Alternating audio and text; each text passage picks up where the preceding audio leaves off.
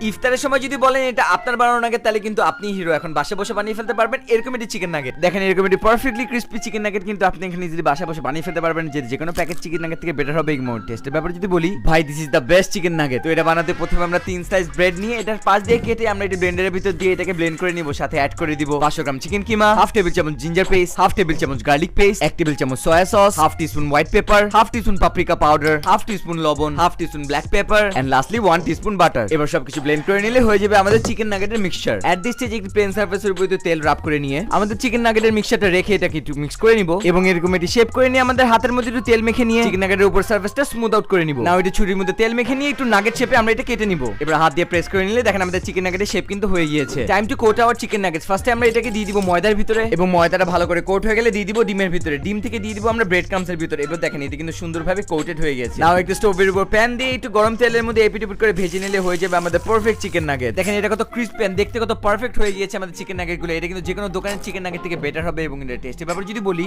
ভাই this is the best chicken nugget.